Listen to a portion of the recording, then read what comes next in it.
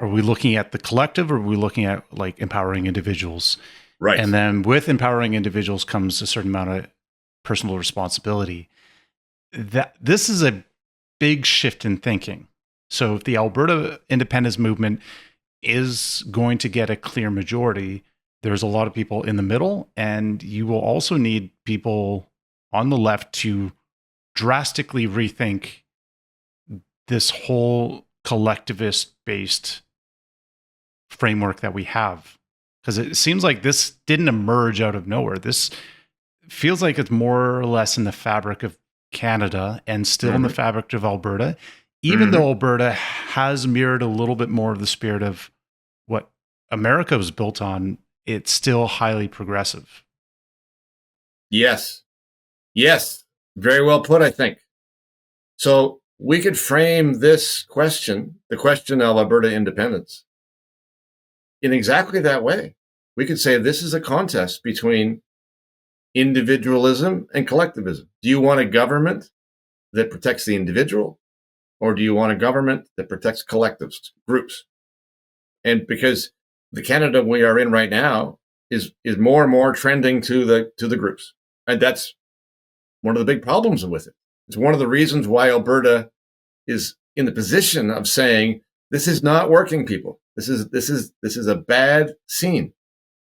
And what a future Alberta ought to look like in terms of its government and how it works and what its policies are can be discerned from that contest. So if you create a new Alberta, and the Alberta is, again, a free one, and by a free one, I mean it protects the ability of individuals to decide their own affairs.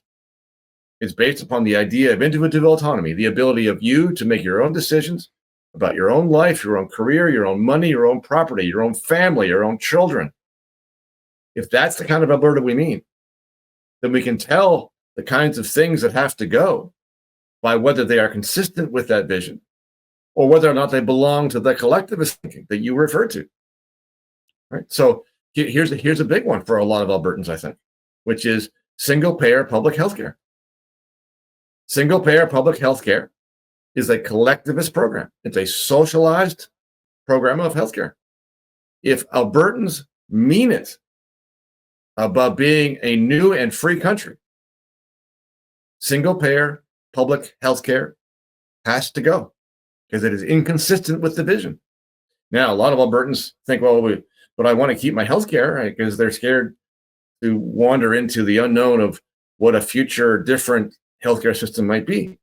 I'm sorry, the one that you have does not match the aspirations you're identifying.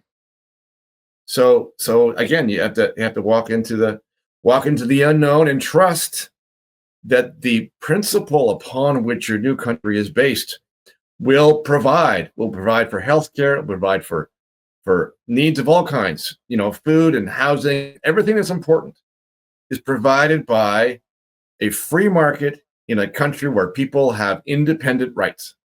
That's the way it works. And it is a centralized, planned country that is determined to dictate the outcomes on all those things first, right? So one of the challenges is to get Albertans to get out of the mindset of how government's supposed to work. Government is not supposed to plan ahead and provide for things. It's supposed to back off, get its hands off the market, and let people figure things out for themselves. And that is, from what I can tell, is an idea that lies deep in the heart of a lot of Albertans.